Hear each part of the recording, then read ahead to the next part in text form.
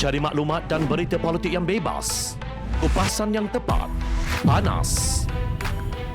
Dapatkannya secara eksklusif hanya di Jom Channel. Komitmen kami, pentasan berita Isnin hingga Jumaat. Berbicara dan isu semasa, kami garapkan secara langsung. Panel-panel berkaliber dan profesional. Interaktif, pandangan anda kami raikan. Jangan lupa bersama kami di setiap hujung minggu dalam edisi khas mingguan. Jom Channel, moving forward, sharing a new experience.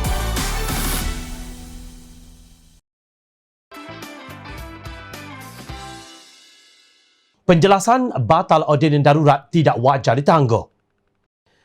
Warganet berkata satu dunia diberitahu apabila Perdana Menteri Tan Sri Muhyiddin Yassin cirit-birit. Tetapi apabila jemaah menteri membatalkan ordinan darurat, mereka melakukannya secara bersembunyi. Warganet bertanya, adakah perihal pembatalan ordinan darurat itu kurang menjadi keutamaan kepada Perikatan Nasional berbanding sakit cerit-berit Perdana Menteri? Hari ini merupakan hari ketiga persidangan khas Parlimen. Ia dimulakan dengan tindakan beberapa orang ahli Parlimen Pakatan Harapan memfailkan usul di bawah aturan 36/12 Peraturan Mesyuarat bagi berujuk Menteri Undang-Undang dan Parlimen Datuk Seri Taqiyuddin Hassan ke jawatan kuasa hak dan keistimewaan atas tuduhan mengelirukan Dewan sekaligus dikira menghina majlis. Ahli Parlimen Puchong Goh Sin Teo turut memfailkan usul yang hampir sama pada hari ini. Beliau memberitahu timbalan yang di-Pertua Dewan Rakyat Datuk Muhammad Rashid Hasnon bahawa isu tersebut perlu diperdebatkan. Bagaimanapun Muhammad Rashid berkata pihaknya belum menerima usul kami. Namun kedua-dua ahli Parlimen Pakatan Harapan tersebut membantah alasan Muhammad Rashid kerana mereka ada bukti penerimaan.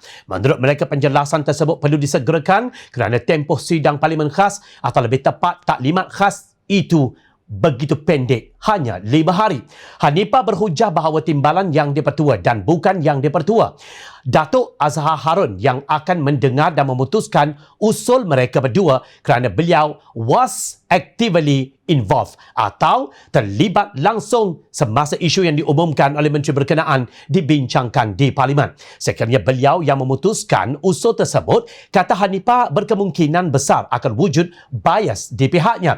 Demikian yang berlaku dalam Dewan Rakyat. Sementara itu di luar Parlimen kritikan masih berterusan berhubung keputusan Azhar bahawa penjelasan hanya akan diberikan pada Isnin 2 Ogos akan datang. Ahli Jawatan Kuasa Biro Undang-Undang Kanun Amanah Wan Anwar Wan Ibrahim berkata yang di-Pertua Dewan Rakyat tidak berselindung di belakang peraturan mesyuarat. Secara peribadi dan sejujurnya saya sendiri kurang faham, jauh sekali bersetuju dengan keputusan yang di-Pertua Dewan Rakyat untuk menangguhkan penjelasan atau jawapan oleh menteri berkenaan pada hari Isnin minggu hadapan.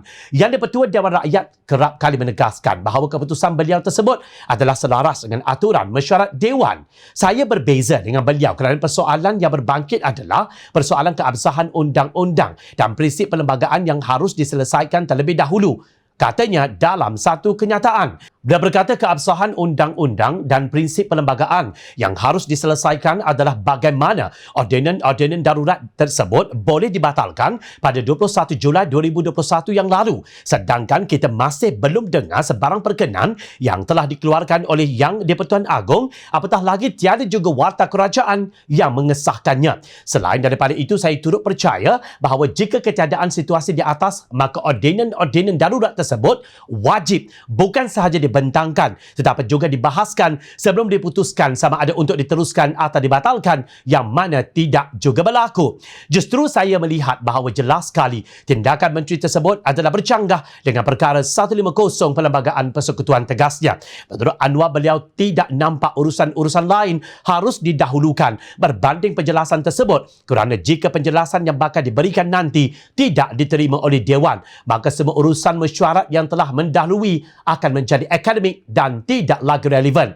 Yang di-Pertua Dewan Rakyat jangan cuba berselindung di belakang peraturan mesyuarat Dewan kerana kita sedia maklum bahawa beliau mempunyai kuasa untuk menentukan aturan urusan mesyuarat dan mengarahkan menteri berkenaan untuk memberikan penjelasan serta-merta atau sesegera yang mungkin dan bukannya dengan terus memberikan talian hayat kepada pihak kerajaan yang jelas melanggar prosiding Dewan dan perlembagaan. Harus diingat, tanpa perlembagaan tiada Parlimen dan tiada Yang di-Pertua Dewan. tegas Anwar. Kalau Wan Anwar seorang pengamal undang-undang tidak faham keputusan yang di-Pertua Dewan Rakyat, sudah tentu rakyat lagi keliru. Jangan harap walaun akan faham. Jika mereka faham pun, mereka tetap menganggap Ahli Parlimen Pakatan Harapan hanya riuh rendah seperti yang dicatat dalam akhbar lidah rasmi PAS Harakah Daily. Biarpun yang di-Pertua Dewan Rakyat Dato' Azhar Azizan Harun sudah menjelaskan aturan mesyuarat menjawab isu ordinan darurat pada Isnin ini, namun pembangkang masih mengungkit isu serupa. Demikianlah hujah akhbar itu sebagai menyokong gerombolan yang takut sebenarnya untuk menjawab soalan yang mudah ini, yang di-Pertuan Agong dah perkenan atau tidak. Dalam satu perkembangan yang berkaitan, akhirnya Azhar berkata beliau akan recluse daripada membuat keputusan berhubung usul untuk merujuk Taqiyuddin ke jawatan kuasa hak dan keistimewaan. Bukankah lebih mudah kalau kita berfikir secara munasabah, bukan emosi atau walak sehingga dilanda penyakit babalisma?